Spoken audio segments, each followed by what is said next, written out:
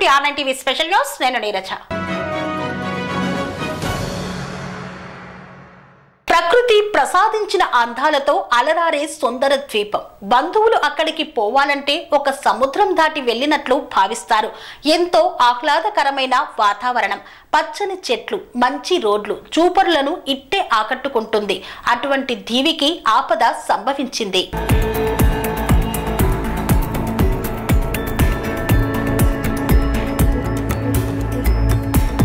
ప్రతి ఏటా కొంత భూభాగం సముద్రంలో కలిసిపోతుంది. ఇలాగే మరికొన్ని ఏళ్లు గడిస్తే దీవి ఉండదు. అక్కడి ప్రజలు ఒక్కొక్కరిగా దీవిని వదిలి వెళ్లిపోవాలి.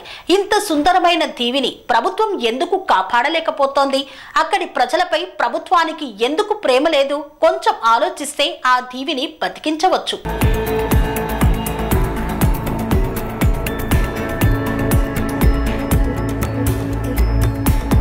సహజ సిద్ధ ప్రకృతి అందాలతో కనువిందు చేసే సుందర ద్వీపం చిన్నగొల్లపాలెనికి కష్టం వచ్చింది. దీనిని కడలి ఏటా మింగిస్తోంది. మరికొన్నేళ్లు గడిస్తే దీవి ఆనవాళ్లు కనబడవేమో అనే బెంగ ఆ గ్రామవాసులను పట్టి పీడిస్తోంది.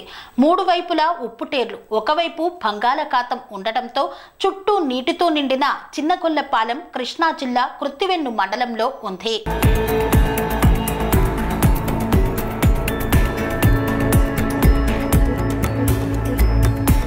కృష్ణా, పశ్చిమ గోదావరి జిల్లాలకు సరిహద్దులో రెండు జిల్లాల సంస్కృతికి అద్దం పడుతూ భౌగోళికంగానే కాక జీవన విధానంలోనూ భిన్న సంస్కృతిని నిలువెత్తు నిదర్శనంగా చిన్నగొల్లపాలెం నిలుస్తోంది.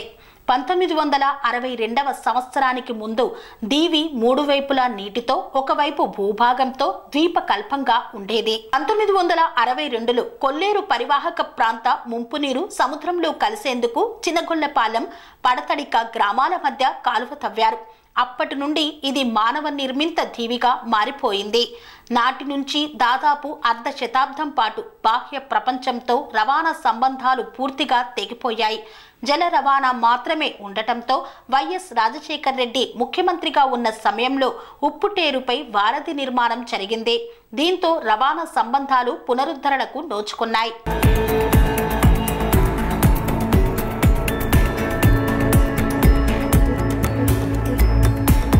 చిన్నగొల్లపాలెం కోత నివారణకు సీ కోల్టాస్ ఏరియాలో భాగంగా 210 కోట్ల అంచనాలతో ప్రతిపాదనలు సిద్ధం చేశారు. కొత్త కాలువ, పాత కాలువల పూడిక తీత, రెగ్యులేటర్ల నిర్మాణాలకు, పాత కాలువపై రెగ్యులేటర్కు 364 కోట్లు, కొత్త కాలువపై రెగ్యులేటర్ కోసం 166.35 కోట్లతో పనులు చేపట్టేందుకు అంచనాలు రూపొందించినప్పటికీ ప్రతిపాదనల దశలోనే ఆగిపోయాయి. ప్రభుత్వం అక్కడి ప్రజల శ్రేయస్సును దృష్టిలో ఉంచుకొని కోత నివారణకు శాశ్వత పరిష్కారంగా రాతి కట్టడం నిర్మించాలని ప్రజలు కోరుతున్నారు.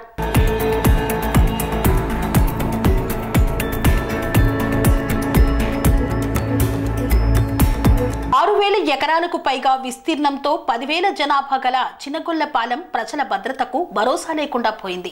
ప్రస్తుతం దీవిని రెండు వైపుల నుండి సముద్రం కోతకు గురి చేస్తోంది. గతంలో ఏటిమెండి వద్ద పాత కాలువ ముఖద్వారంతో పాటు ప్రస్తుతం కొత్త కాలువ ముఖద్వారం సైతం పూడుకుపోవడంతో సముద్రం దీవిని కోసేస్తోంది. ఇప్పటికే దాదాపు 800 ఎకరాల వరకు సరడుగు కొబ్బరి తోటలు సముద్ర గర్భంలో కలిసిపోయాయి. ఇదే పరిస్థితి కొనసాగితే త్వరలోనే దీవిని సముద్రం మింగేయడం ఖాయమని ప్రజలు భయపడుతున్నారు.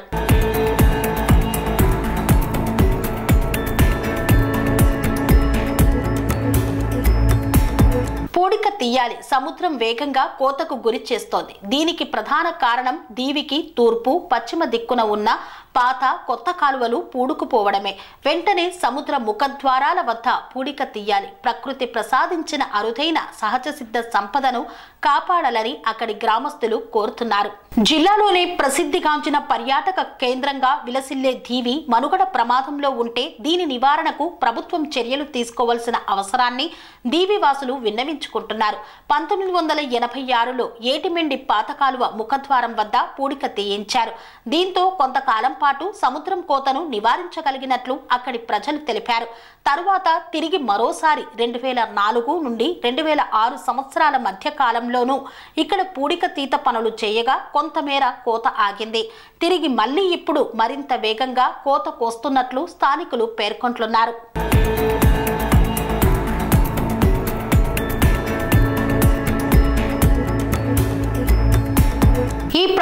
ప్రజలమంతా ఒకప్పుడు ఎంతో సంతోషంగా ఉండేవాళ్ళం.